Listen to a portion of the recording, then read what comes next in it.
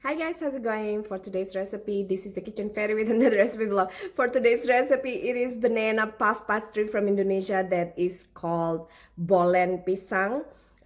We use pisang tanduk or sometimes pisang kepok. I think it's pisang kepok that we use. Anyways, it's either plantain or saba banana.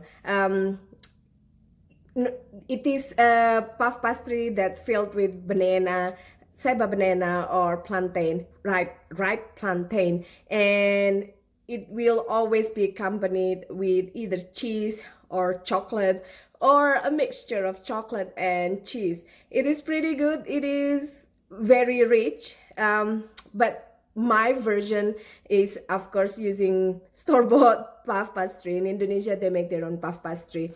It is pretty simple, but the main ingredient is plantain that is ripe, which is not easy to find in Canada. So most of the times the plantains are green and still super firm. So you either have to wait until it's ripened, or you have to kind of boil it until they are softened. Check out the full video and I'll see you soon again. Bye! So we're gonna use one box for 150 gram of butter puff pastry. You want to soften it a bit. You want to soften it first because it comes in frozen. So either room temperature or overnight in the refrigerator.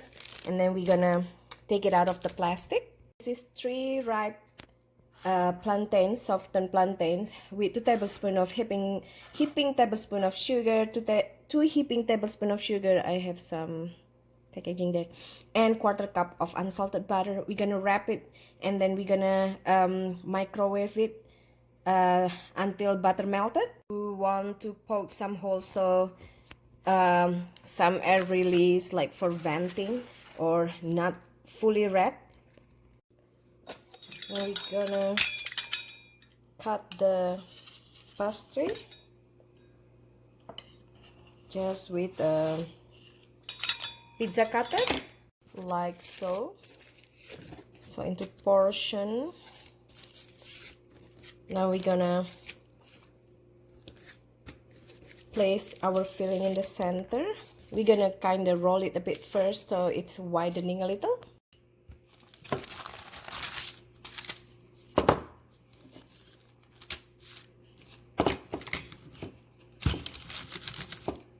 And place 1 plantain and some chocolate chips, and then we're gonna attach side to side, seam to seal, like so, and then pull this to the center and this side to the other center, and place it upside down on your pan.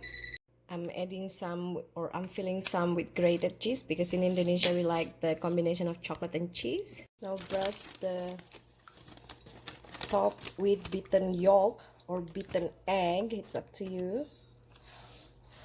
Beaten yolk would make it nicely golden on the top, but sometimes I have to waste egg white and I don't like that. So just brush them so that the boys know which is which. I top them with what's inside. You don't have to top them, it's fine. It's just to differentiate. We're gonna bake it on preheated 350 Fahrenheit until golden brown and chocolate melted. So flaky, buttery, and yummy.